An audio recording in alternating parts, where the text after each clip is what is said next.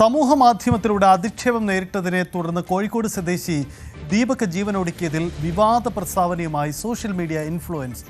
Video ചിത്രീകരിക്കുന്ന സ്ത്രീകളെ ബലാത്സംഗം ചെയ്യണമെന്നാണ് തൊടുപുഴ സ്വദേശി അജയ് ഉണ്ടയുടെ പോസ്റ്റ്. തദ്ദേശ തെരഞ്ഞെടുപ്പിൽ BJP സ്ഥാനാർത്ഥിയായിരുന്നു ഇയാൾ. PS സാഗർ ചേരുന്നു. സാഗർ, എന്താണ് ഇയാളുടെ പോസ്റ്റ്, വിശദാംശം? സജിത്ത്, ലൈംഗികാതിക്രമ ആരോപണത്തിന് പിന്നാലെ കോഴിക്കോട് സ്വദേശി ദീപക് ജീവനൊടുക്കിയ സംഭവത്തിലാണ് ബലാത്സംഗ ആഹ്വാനവുമായി BJP പ്രവർത്തകനും യൂട്യൂബറുമായ തൊടുപുഴ സ്വദേശി രംഗത്ത് എത്തിയിരിക്കുന്നത്. ഇക്കഴിഞ്ഞ തദ്ദേശ തെരഞ്ഞെടുപ്പിൽ തൊടുപുഴ നഗരസഭയിൽ നിന്ന് NDA സ്ഥാനാർത്ഥിയായി മത്സരിച്ച തൊടുപുഴ സ്വദേശിയായ അജയ് മാരാർ എന്ന അജയ് ഉണ്ണിയാണ് ബലാത്സംഗ ആഹ്വാനവുമായി സോഷ്യൽ മീഡിയയിൽ കൂടി രംഗത്തെത്തിയിരിക്കുന്നത്. വീഡിയോയിലൂടെയായിരുന്നു ഇയാളുടെ ഇത്തരത്തിലുള്ള ആഹ്വാനം. യുവതിയെ പിന്തുണച്ചവർക്കെതിരെയും ഇയാൾ മോശം പരാമർശങ്ങളാണ് നടത്തിയിരിക്കുന്നത്. പീഡനക്കേസിൽ ജയിലിൽ പോയാൽ എന്തിനാണ് പേടിക്കുന്നതെന്നും ഇയാൾ ചോദിക്കുന്നുണ്ട്. സന്മനസ്സുള്ള സർക്കാരാണ് നമ്മുടേത്. അവർ ഈ ഇത്തരത്തിൽ പീഡനക്കേസിൽ ഉൾപ്പെടെ അകത്തുപോയാൽ ദിവസം 620 രൂപ വെച്ച് വേതനം നൽകുമെന്നും ജയിൽ പുള്ളികളുടെ വേതനം വർദ്ധിപ്പിച്ച നടപടിയെയും പരിഹസിച്ചുകൊണ്ട് ഇയാൾ പറയുന്നുണ്ട്.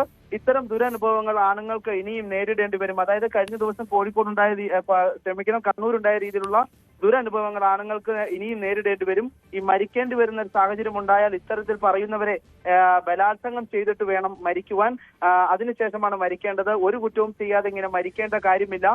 ഇങ്ങനെ സംഭവം ഉണ്ടായാൽ സ്ത്രീകൾ അതിജീവിതയാവുമെന്നും പുരുഷന്മാർ മറ്റൊരു രീതിയിലായി മാറുമെന്നും ഇയാൾ മോശം പദപ്രയോഗത്തിലൂടെ വീഡിയോയിലൂടെ പറയുന്നുണ്ട്. ഈ അവസ്ഥയ്ക്ക് മാറ്റം വരണമെന്നാണ് ഇയാൾ പറയുന്നത്.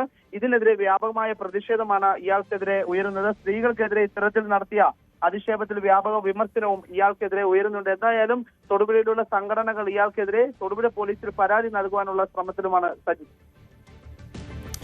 അജയ് ഉണ്ണി NDA സ്ഥാനാർത്ഥിയായിരുന്ന വ്യക്തിയാണ്. അയാളാണ് പോസ്റ്റ് ഇട്ടത്. എന്തായാലും ആ യുവതിക്കെതിരെ ഇട്ടേക്കുന്ന പോസ്റ്റ് വിവാദമാണ്. ഇത്തരത്തിലുള്ള പ്രസ്താവനകൾ നടത്തുന്നത് എന്തായാലും സ്വാഭാവികമാണ്. നിയമ നടപടി.